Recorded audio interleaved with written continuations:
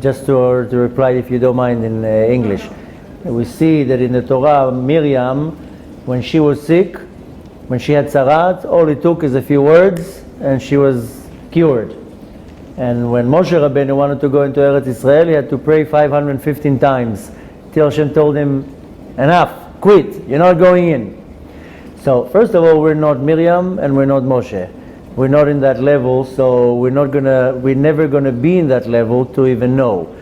The point is that we don't know.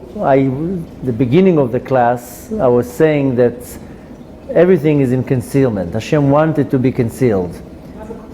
So the point is that Hashem made this hester, made this concealment before for me to have the ishtadlut. Now the question is how much ishtadlut? Is that there's three options. Either it happens, then I know by myself to stop. If I want to get married and I did my ishtadlut and after a while I found my other half, that's it, I have to stop. I got my answer. Another time is that I'll never get my answer. And I, like an example, not never, but a very long period, like the example with the couple that wanted to get pregnant. They still didn't get their answer. 5 years they're doing treatment. So I said, okay, so it means you have to continue. You know when you will stop? When you're 50. That's it. I told the wife, how old are you now? She says 32. I said, okay, so talk to me in 8 years. Chas v'shalom. Bezrat Hashem, you invite me to the Brit this year. But don't ask this question before you're 38, 39, 40, because women can still get pregnant when you're 40. When you're 50, I can maybe, chas v'shalom, you're not going to be pregnant when you're 50, then we'll discuss it again. Because then already, according to nature, will be a problem for you to get pregnant. So in some situations, you have to let the time do its course. And you have to have the right amount of patience. In essence, we don't know when Hashem tells us to stop. The way to know when to stop is to really read the signs. That's another thing we said in the beginning of the class that you weren't here, that Hashem puts His signs in people. So if let's say just for the sake of the example, I have a friend that for years he's trying to hit it off in business. And he tried this business, didn't work, that business didn't work, this business, and he goes to all the seminaries and all the courses and all the workshops, and he works 25 hours a day, invests all his money, years already. The first half a year I was like, okay, then another half a year, then another year. After about 3 years I told him, I think you should quit. I think you tried enough. I think Hashem doesn't want you to be a businessman. No, I'm never giving up. Now this guy is literally a genius in the Torah. He reads a book, the book is memorized. Hashem gave him such a gift of talking. I heard him talk in a Shabbat table and to people. He's a gift of giving over information. And at some point I told him, you're going off the wrong route. Hashem doesn't want you in business. Hashem wants you to be a teacher. He wants you to go in shlichut. No, I'm never giving up. And I told him, didn't you get the point? I mean, you went beyond your hishtadlut. You went beyond nature. Don't you see that one idea after the other, and he has very good ideas. It's not that you say that he comes with like an idea that, there's 7 pizza stores on this road, I'm going to open the 8th. He has these bright ideas, like a Facebook idea, and it doesn't work. So at some point I told him, you did it beating a dead horse. You got your answer already, because it doesn't make sense that you didn't make it. And he comes up always, he finds the investors, and he makes it happen. Doesn't work. Like as if there's no bracha. And he comes from this and he starts, no, I didn't pray enough, I didn't do this enough. And I keep telling him, just give up. Like you're not meant for business. Okay. 7, 8 years have passed. Somehow a few weeks ago our path came together again. I mean, he's a friend, not like a best friend that I meet him every day, but after like maybe a year that we weren't in touch, somehow I meet him again. And I'm like, no, what's going on in your life? No, I asked him something personal and he told me, no, I'm still very bad in finance. I'm in debt and I can't seem to rise up. I told him, you're still Fighting? Yeah, no, I have this amazing idea. We're launching in 2 weeks. And he shows me the idea, and I'm like, I wish you all the best, and I wish you to be very successful, but you still didn't get the point. Hashem doesn't want you to be a millionaire. Hashem doesn't want you to be a businessman. Hashem wants you to take the talent that He gave you, unbelievable way of expressing yourself, and the knowledge that you have, and He wants you to go in shlichut. He wants you to go out there and to mekarev people. Don't you get it? He's like, no. When I make money, then I'll start doing my shlichut. I told him, I only have one line answer for you. Al tomar she'eshne keshe'efne shema lo tifne. There's a line from the Mishnah in Masechet Avot that it says, don't say I'm going to learn when I turn, because you might never reach to the turn. Don't say I'll do it when I get there, because you might not get there. I told him, not that I'm predicting anything bad, but you might not get to a point that you have money to start your shlichut. I told him, you know that you might be a millionaire when you do what Hashem wants you to do? You might go now and do shlichut. You're going to do your outreach. You're going to do your kiruv. You're going to be so successful. That's where your success is going to come from. So, unfortunately, he's very stubborn. That's the OCD part that is not healthy. And no, I'm launching this project and it's going to be successful. I told him, listen, I'm going to give you a bracha that you'll be successful. But in my heart, I know that half a year, when I'm going to meet him again, the business is not going to be successful, because Hashem put him in the world to be a shaliach. If you hear this person talk, his English is not good. If you hear him talk in Hebrew, he can be the number one outreach rabbi out there like that. He doesn't want to. He's stubborn because he's Yetzer Hara. He doesn't want to see the truth. Exactly. So that's exactly the answer she was asking. How do I know? So in some cases the answer is straight into your face. Just a person is so stubborn and so not willing to give up and to say it's a good stubbornness. And I keep telling, direct this akshanut into Avodat Hashem, you're going to be unbelievable. Sometimes Hashem gives you unbelievable talent and you're using it to the wrong way. And on a personal level, when I became religious 15 years ago, okay, so 3 years took me to become religious. And I knew right away that I have to, one of my main things is to share my personal story. If Hashem, my rabbi told me Hashem did a miracle to you, you have to tell it. So I knew that's going to be one of the main routes. But I was like, I have a family, I have a wife, I have kids, and not only that, any type of shlichut, any type of outreach costs a lot of money. So I was like, I'm going to make myself a business, and the business is going to make money, and I'm going to support my own organization. That way I don't have to fundraise, I don't have to ask for money, I don't have to charge, I don't have to worry about money. And for a couple of years it was a very, very good deal.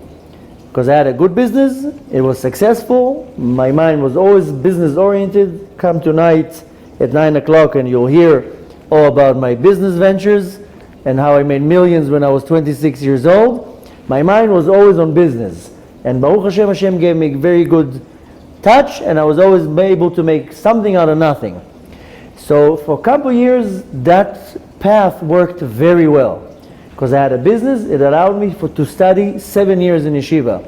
Because I had a business. So I worked a couple of days a week, I had enough money, and most of my effort I was sitting in yeshiva and learning. And of course, I started doing lectures. I would lecture once a week, once every 2 weeks. It wasn't so intense like now. But I was able to go out and everything was free and it was amazing. Then at some point I developed my shlichut and we started producing CDs and videos and everything was covered by myself. But at some point, and of course when you have your mind in business, then you develop more things. At some point my rabbi told me, listen, you're putting 50% of your effort in the business, it's not healthy. Shut the business down and you have to put 100% effort into your shlichut. You cannot be involved in the business anymore. And in the beginning I told him, yeah, but it's paying the bills, It's not only paying the bills, but the entire organization is funded by, I fund my own organization. There's not even a donate button on my website. He's like, listen, I understand, but like any other organization, you find yourself your supporters, and if you don't put 50%, or more to say 100% of the effort into your outreach, then you're missing the point.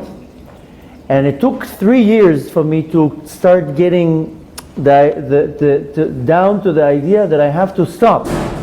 Not only that, I was like, how am I going to do it? It's too much. How am I going to support my family? How am I going to support the entire organization? At that point, the organization was costing thousands of dollars. And then I was in an event, and she didn't come yet.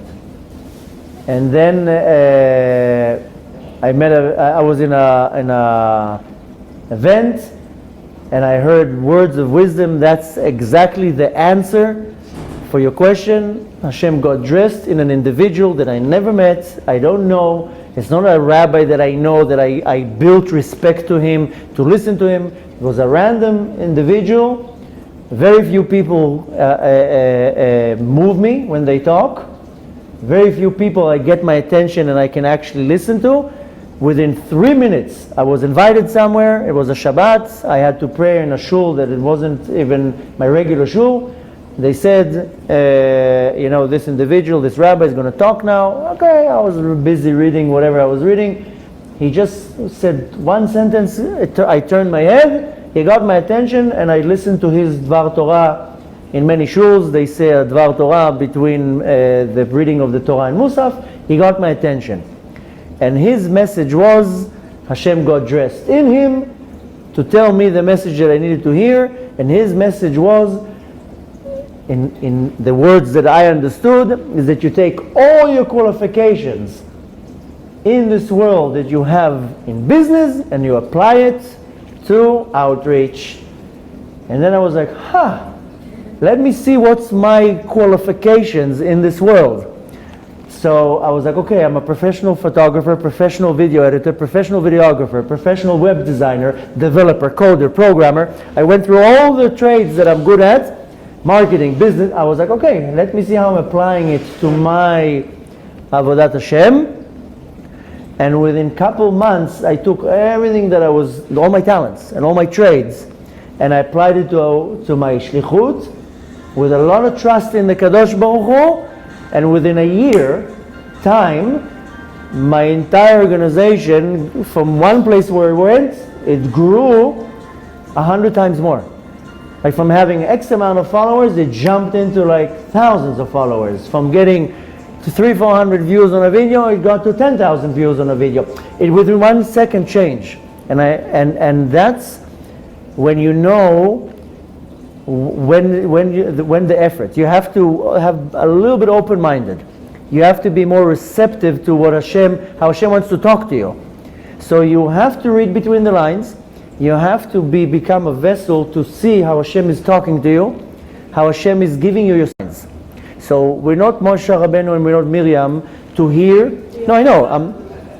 The point is that we have to be very focused. And Hashem constantly talks to us, constantly sends the right people to us. And the way to do it is to lower my ego. And we're going to talk about it a lot in the near future, because we're starting a course of Tikkun HaMidot that it's all about diminishing my ego. That my ego is the problem in everything that I do. But as long as I totally lower my ego, then every person in front of me is a shaliach of the Kadosh Baruch Hu with a message to me. And if I have an ego, then why should I listen to you? Why should I listen to you? I'm smarter than you, I'm better than you, I'm more successful than you. So when I work on that, and I know how to focus myself, that every person in my life is a messenger. I call everybody billboards. Every person in front of me is a billboard that comes to tell me a message. More than that, every person in my life is a mirror. Every day I meet mirrors.